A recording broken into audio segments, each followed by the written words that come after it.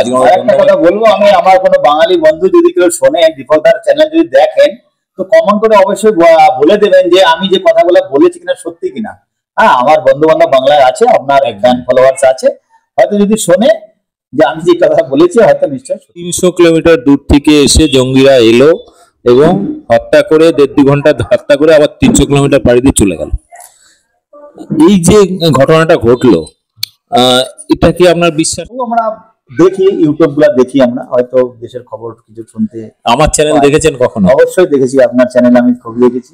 দেখ, আমার একটা জিনিস ভালো লাগে, ভারতীয় সেনাবাহিনী মানে আমার ভিডিও দেখেন, মানে এটা আমার কাছে গর্বের বিষয়। একটা বড় প্রশ্ন, ওই যে ধরুন এই যে আজকে আপনারা বিভিন্ন ভাষার বিভিন্ন ধর্মের সেনাবাহিনীতে রয়েছেন সৈন্যরা, তো আপনাদের মধ্যে কখনো ধর্মীয় বিদ্বেষ, ঘৃণা এগুলো তৈরি হয়? দেশের ভেতরে মানুষ যাতে নিশ্চিন্তে থাকতে পারে। দেশের মধ্যে কিছু শক্তি আছে যারা আবার দেশের মানুষের মধ্যে হিন্দু মুসলিম দাঙ্গা করে তারা দেশের মানুষের, এই আপনাদের ধরুন পরিবার, আপনাদের পরিবারের উপরে হিন্দু মুসলিম বা মুসলিম হওয়ার কারণে হয়তো আক্রান্ত হচ্ছে না, আপনি কি শান্তিতে বর্ডারে ডিউটি করতে পারবেন? নমস্কার বন্ধুরা, আমি এসেছিলাম বাংলার বীর সৈনিক শহীদ ঝন্টু আলী শেখের বাড়িতে। আমার পাশে রয়েছে তার দাদা, তিনিও আর্মি, এবং কি বলবো, ভারতীয় সেনার জন্য পুরো পরিবার উৎসর্গ করে দিয়েছেন, নিজের পরিবারের কনিষ্ঠ ছেলেকে। তাদের পরিবারের অবস্থা আপনারা জানেন, বুঝতে পারছেন।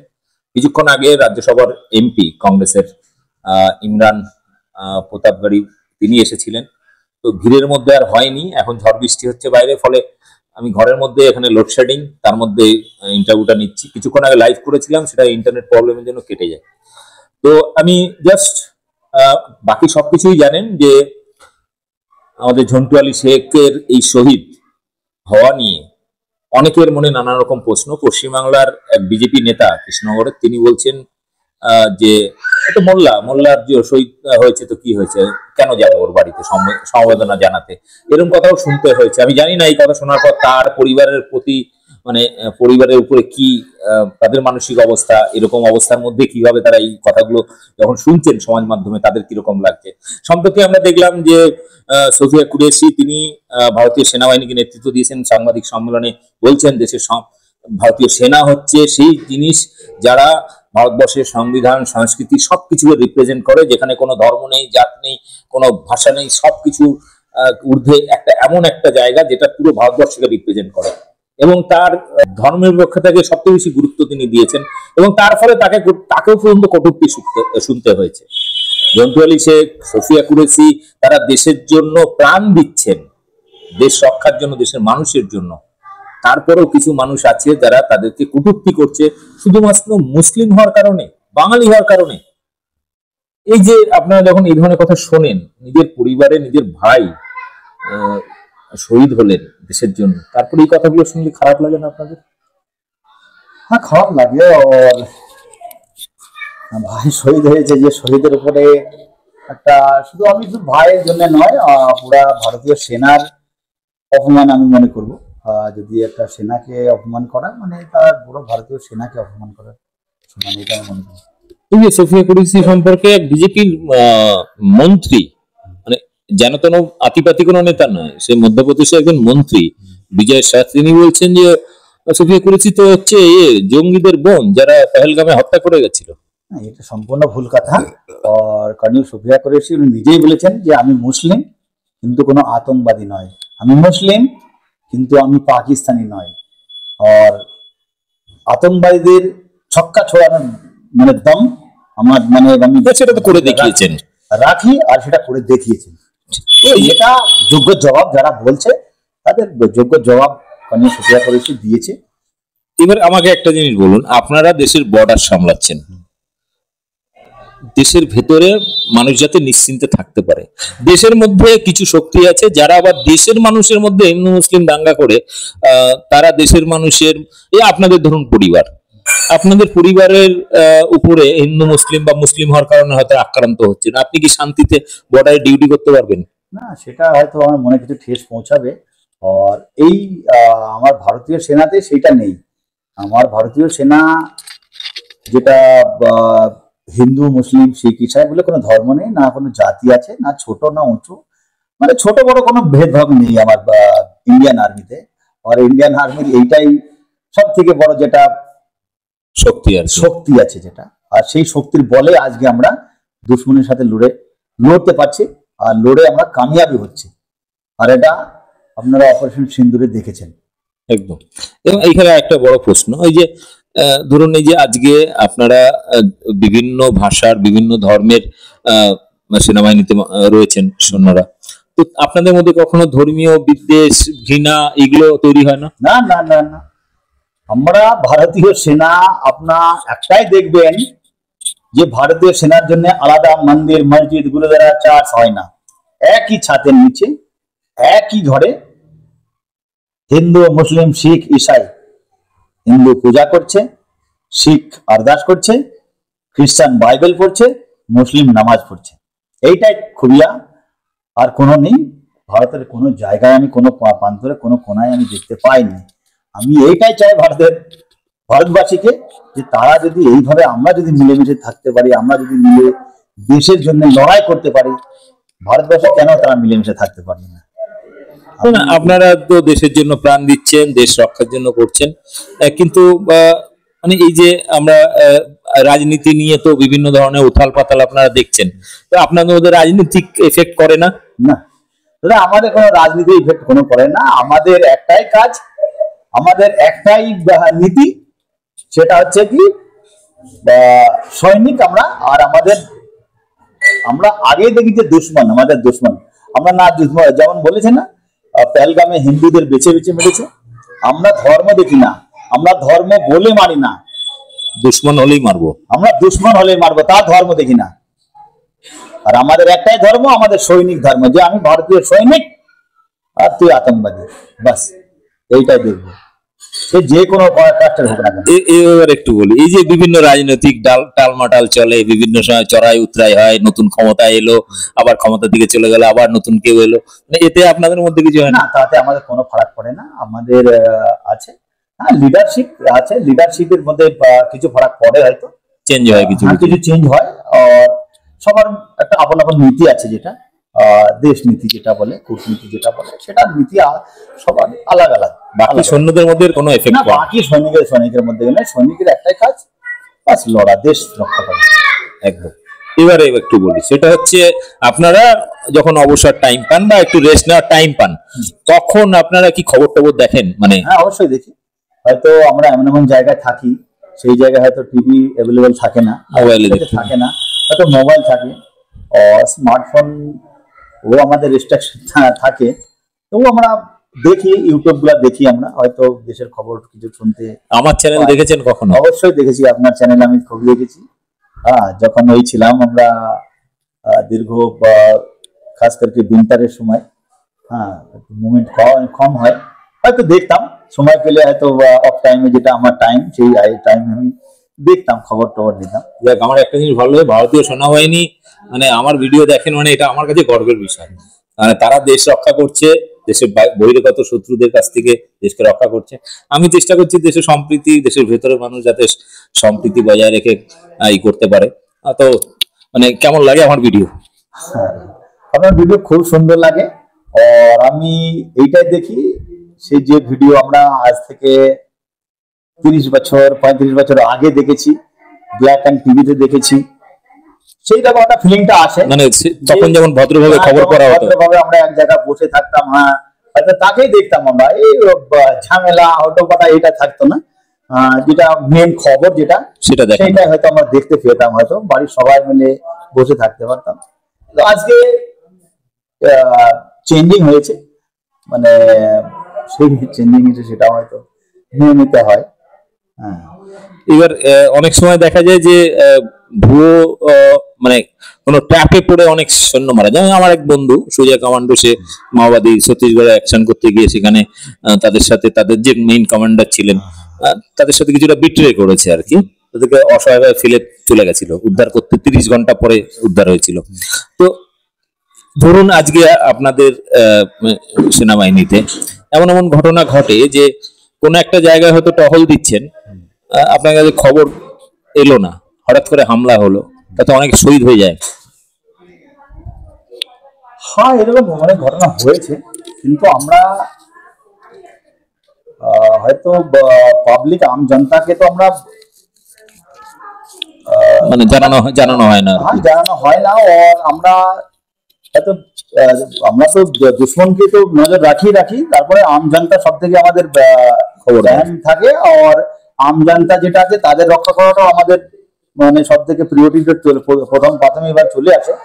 তো হয়তো আমরা এমন জায়গায় থাকি হয়তো হয়তো আজকের জামানাতে চেনা বড় দায় হয়ে যায়। হয়তো আগে যে দুশ্মন আছে হয়তো সে হয়তো প্রথম ফায়ার না করলে আমরা তো ফায়ার করতে পারি না। সেই হয়তো সেই অনেক সময় সেই জায়গা থেকে প্রাথমিক ফায়ার থেকে হয়তো দুশ্মন কিছু ফায়দা চলে যায়। তো তার মোকাবেলা তো আমরা করে দিই। হয়তো আমার এক ভাই চলে গেলে তার বদলা আমরা নিচ্ছি। আর আপনি তো দেখছেন পুরা এই লাস্ট একটা অপ্রিয় প্রশ্ন আমি একটা করি, সেটা হচ্ছে পেহেলগামে যে ঘটনাকে কেন্দ্র করে আজকে এত একটা বড় পরিস্থিতি তৈরি হলো। পেহেলগামে 26 জনকে হত্যা করলো, 300 কিলোমিটার দূর থেকে এসে জঙ্গিরা এলো এবং হত্যা করে 1.5-2 ঘন্টা হত্যা করে আবার 300 কিলোমিটার পাড়ি দিয়ে চলে গেল। এই যে ঘটনাটা ঘটলো, এটা কি আপনার বিশ্বাস হয় যে 300 কিলোমিটার পাড়ি দিয়ে ওই পাহাড়ি পর্বত এলাকা পাহাড়ি দিয়ে আসা এবং 1.5 ঘন্টা ধরে হত্যা করে আবার চলে যাওয়া, এর পিছনে কোনো ষড়যন্ত্র আছে মনে হয়? না, এটা তো আমি সঠিকভাবে বলবো না, কিন্তু আমি একটাই কথা জানি যে আতঙ্কবাদীর কোনো জায়গা হয় না, কোনো দেশ হয় না, কোনো ধর্ম হয় না। হয়তো আর এটা আমি বিস্তারে সেটা বলাও আমি সেটা গ্যারাজে আমি বলতে পারি না অবশ্য। হয়তো সেটা আমার তার জন্য চলছে, অপারেশন চলছে। হয়তো আমরা খুঁজেছি, আপনি দেখেছেন, আপনি দেখলেন 3টে মিনিটের মেরেছে। আর আগে তার হবে, তার কারবার চলছে, হবে নিশ্চয়ই হবে। যাই হোক, ব্যাপারটা হচ্ছে রাজনৈতিক প্রশ্ন আর খুব একটা করছি না। সেটা হচ্ছে হঠাৎ করে এই আর্মিতে যাওয়ার আপনার এবং আপনার ভাইয়ের এই আর্মিতে জয়েন করার পেছনে মানে ইন্সপিরেশনটা করতে কি দেখে মনে হলো আর্মিতে যাওয়া উচিত? আমি আমার যাওয়ারটা পিছনে কারণ আছে, কারণ আমি পুরো গ্রামের ছেলে, গ্রামে থাকি।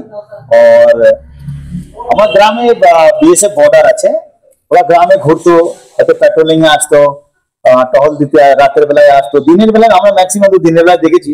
আমরা ভয় করতাম খুব, বিএসএফ দেখে। বিএসএফ আমরা পুলিশ বলতাম, হ্যাঁ পুলিশ বলতাম। তো ওদেরকে আমরা ভয় করতাম, ওদের একটা পুলিশ তখন আমরা জানতাম না, হয়তো পুলিশ আর বিএসএফ এর মধ্যে আকাশ যেমন ফারাক আছে। তাদের যে টার্ন আউট, তাদের যে চলন, তাদের যে ডিসিপ্লিন। তো সেই থেকে আমরা অনেক ইন্সপায়ার হয়েছিলাম যে আমিও একদিন দেশের জন্য আমি কোনো কাজ করব।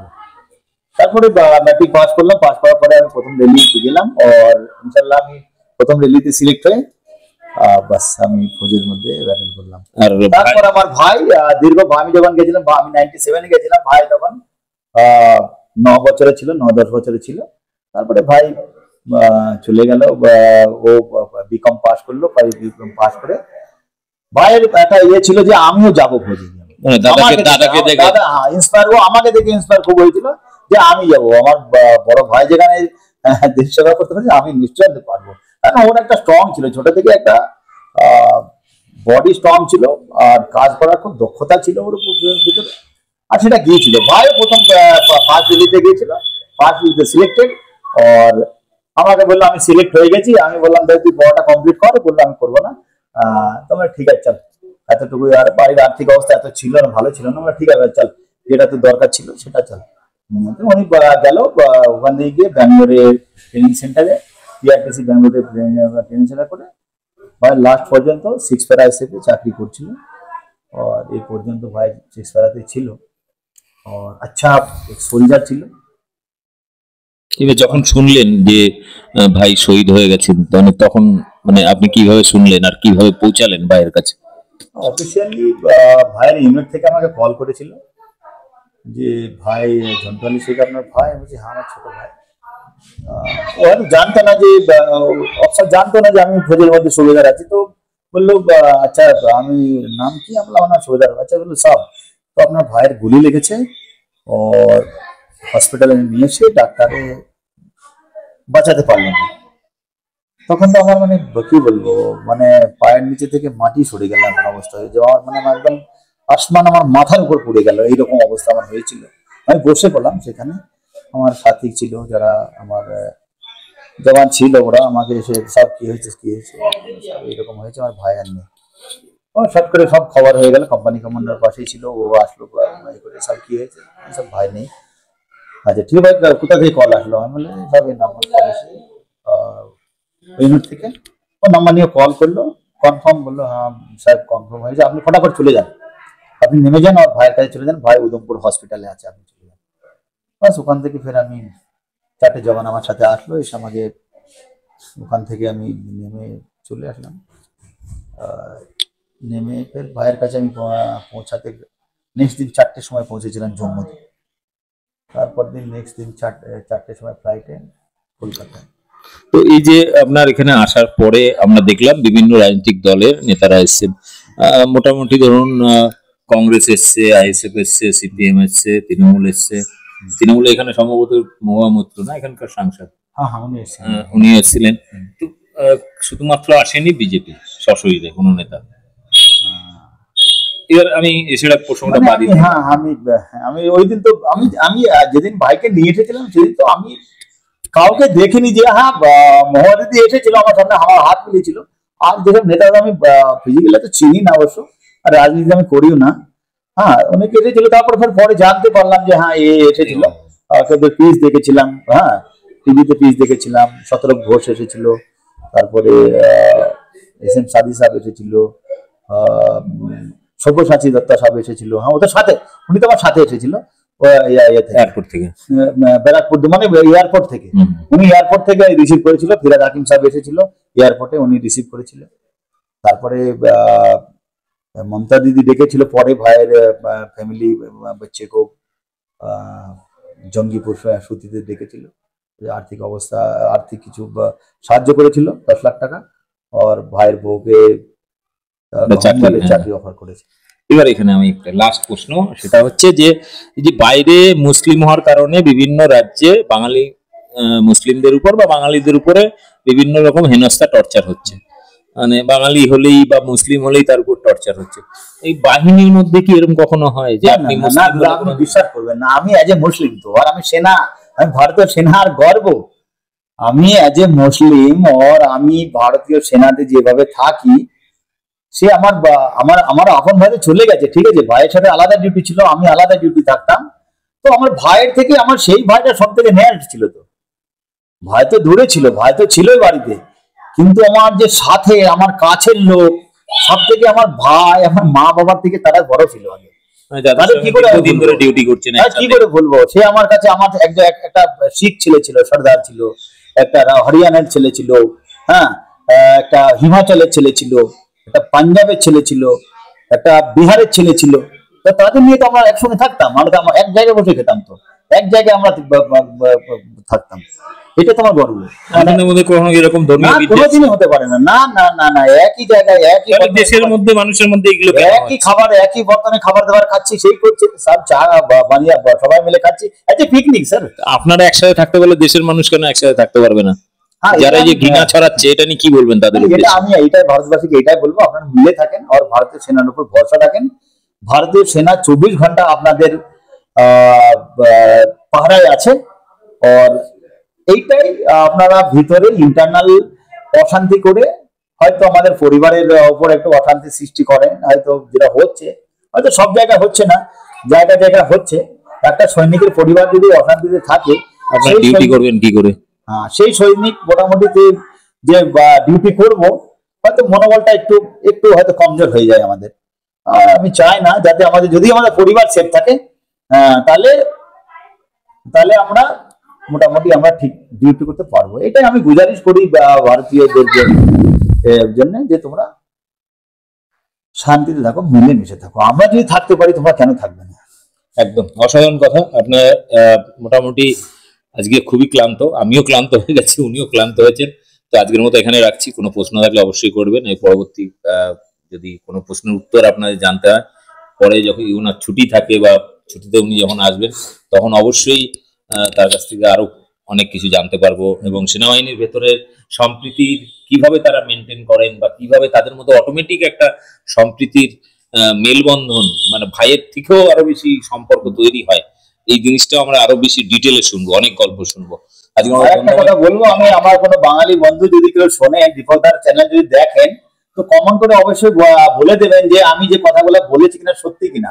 হ্যাঁ, আমার বন্ধু বান্ধব বাংলায় আছে, আপনার ফ্যান ফলোয়ার্স আছে, হয়তো যদি শোনে যে আমি যে কথা বলেছি হয়তো নিশ্চয়ই সত্যি বলবে। আমি এনার কাছে প্রথম শুনলাম যে এনারা অফ টাইমে বা যখন একটু রেস্ট নেন সেই সময় বসে বসে মোবাইল দেখেন, এবং তার মধ্যে আমার চ্যানেলটাও তারা দেখেন। এবং ইনি শুধু নয়, এনার আরো বহু আর্মি সমস্ত সহযোদ্ধারা তারা কিন্তু একসাথে দেখেন।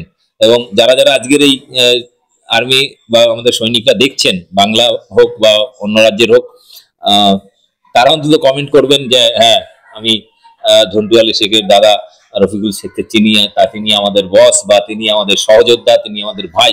এটা অন্তত কমেন্ট করে লিখবেন। আর তাতে ভালো লাগবে অন্তত তার যে বক্তব্য, হ্যাঁ তিনি ঠিক বলেছেন কি ভুল বলেছেন সেটাও লিখবেন। ধন্যবাদ সকলকে, আপনাকে ধন্যবাদ। ভালো থাকবেন সবাই, ভিডিওটি শেয়ার করুন।